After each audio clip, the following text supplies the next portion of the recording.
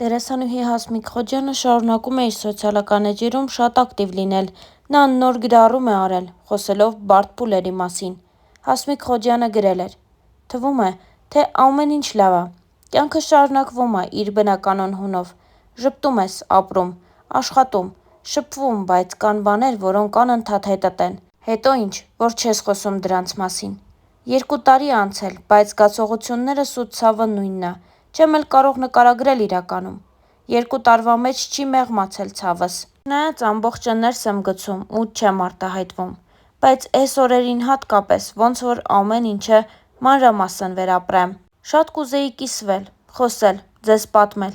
Բայց ես նույնիսկ իմ ընտանիքից թաքուն եմ լաց լինում։ Էլ ուր մնաց կարողանամ կիսվել։ Չեմ ուզում բացասական որևէ լիցք փոխանցել դիմացինին։ Գիտեմ, որ շատերը չեն հասկանա, որ դա նորմալ է։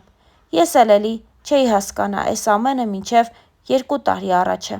Ու երանի դեռ երկար չհասկանանք, թե ինչ եմ ասում ու զգում։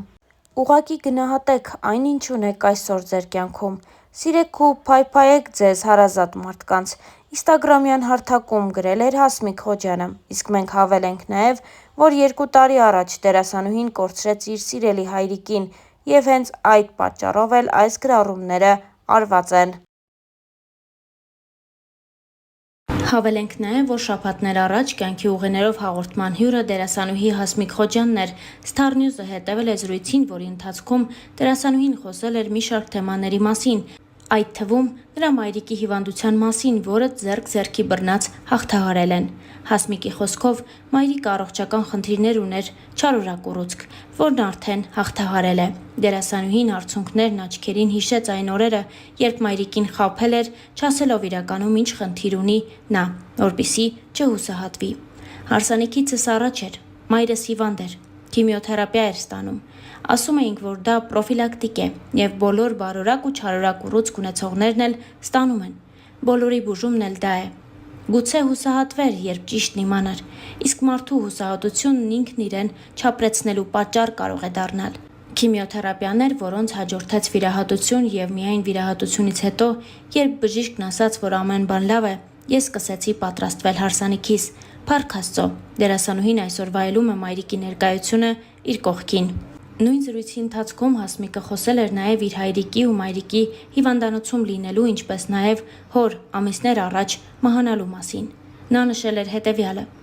«Կյանքի տարբեր դժվարություններ ենք հաղթահարել։ Կար ժամանակ, երբ ծնողներս երկուսն էլ հիվանդանոցում էին, նույն հիվանդանոցի տարբեր հարկերում, ու ես երկուսի մոտ էի, խնդրում էի, որ շուտ դուրս գանք այդ վիճակից։ Ոչ ոք չէր նկատում, որ ես ամբողջ գիշեր հիվանդանոցում էի, առավոտյան այնտեղից գնում էի դասի կամ էլ նկարահանման։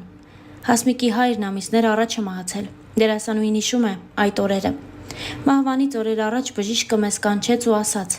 ամեն ինչ այս կյանքում իր լիմիտն ունի, նույն կերպ և օրգանիզմը մարդու։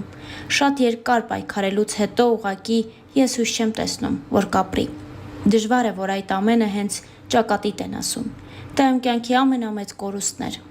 որը ես չեմ կարողանում ընկալել։ Ես անընդհատ գնում եմ պապայիս տուն ու մտածում, որ հիվանդանոցում է ու հեսա կգա։ Հայրս լուռ մարդ էր, մենք ավանդական ընտանիք ենք եղել։ Մայրս մեր դաստիարակությամբ էր զբաղվում, հայրս աշխատում էր։ Միշտ վախ եմ ունեցել ծնողներիս կորցնելու։ Գնացել եմ գիշերներն իրենց հետ քնելու ու որ զգամ, օրինակ մայրս շնչում է։ Հուզմունքով անկեղծացել էր Հասմիկ Խոջյանը։ Հաղորդման ընթացքում Հասմիկը նաև խոսեց եղբոր պատերազմի դաշտում զոհվելու մասին։ 94 թվականի Արցախյան պատերազմը խլել է նաև Խոջյանների ավագ որդուն։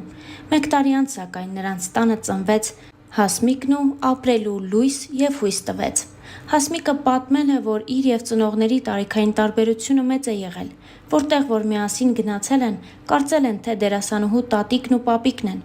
ինչին իր խոսքով կտրուկ է պատասխանել, շեշտելով, որ իր ծնողներն են։ Դերասանուհին նշում է, որ դա իր համար ասես կոմպլեքս է եղել, ու չնայած տարիքային մեծ տարբերությանը նրանք շատ մտերիմ են եղել և իր համար ոչինչ չեն խնայել։ Հասմիկը վստահ է. դժվար է զավակ կորցնել ու հետո նոր երեխայի հետ փորձել ապրել։ Ոչինչ չեն խնայել ինձ համար։ Սկսած փոքր տարիքից ամեն ինչ ներդրել են ինձ համար։ Ամեն տեղ գնացել եմ, միշտ զբաղված եմ եղել։ Ինձ թվում է մամաս հասկացել է իմ տեսակը հենց փոքր տարիքից, որովհետև հիմա էլ եթե ես 1 ժամ չեմ ունենում ոչինչ անելու, պանիկայի եմ ենթարկվում։ Ես պետք է միշտ զբաղված լինեմ, անկեղծացել էր Հասմիկ Խոջյանը։ Դերասանուհու ավագ եղբայրը Սարգիսը 1994 թվականին ծնողներից թաքուն մեկնել է ռազմաճակատ ընկերոջ կողքին գտնվելու համար, սակայն զոհվել է։ Դերասանուհին եւս մեկ եղբայր ունի, 14 տարի իրենից մեծ Վահեն։ Ես գիտեմ զոհված եղբորս այնքան, ինչքան գիտեն նրա մասին նրա հետ շփված ապրած մարդիկ։ Գուցե դա զգացողություն է, գուցե շատ են պատմել իր մասին։ Ես գիտեմ, որ ինքը միշտ ինձ հետ է, միշտ։ Կա այդպիսի արտահայտություն, Բահապան հրեշտակ։ Չի եղել մի դեպք, մի բան, որ ես ուզեմ դիմեմ հենց իր անունով, ու դա չլինի։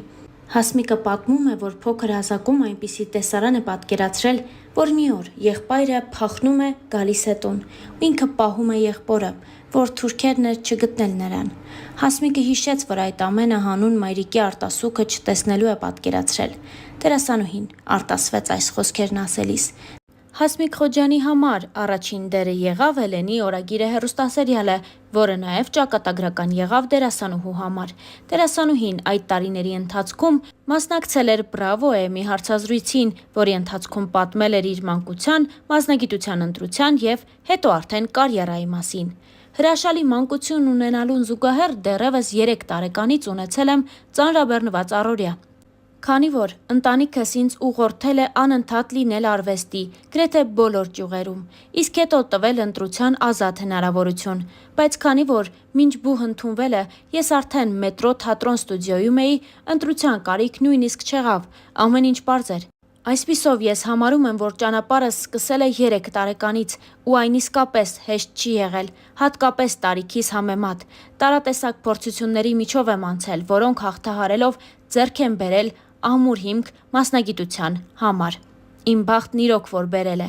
Առանց համապատասխան որակյալ կրթության, որքան էլ ջանաս, ինքնակրթվել եւ աշխատանքային փորձ ունենաս, միևնույն է, թերի կլինի կատարած աշխատանքը։ Իհարկե կա նաև մեդալի հակառակ կողմը, երբ իբրև թե ստանում են մասնագիտական կրթություն, բայց նույնիսկ դասերին ներկա չեն լինում։ Այդ դեպքում առանց կրթության աշխատասեր մարդը բնականաբար իր որակով սկսում է գերազանցել դիպլոմով մասնագետին։ Իմ բախտը բերել է, ես սիրում եմ սովորել։ Կարմիր դիպլոմով եմ ավարտել, չնայած նույնիսկ չեմ էլ հիշում, թե որ դարակում եմ այն պահել։ Ամեն դեպքում շատ կարևոր է ստացած գիտելիքները ճիշտ տեղում ու ճիշտ ժամանակին կիրառելն ու անընդհատ աշխատելը ինքդ քեզ վրա։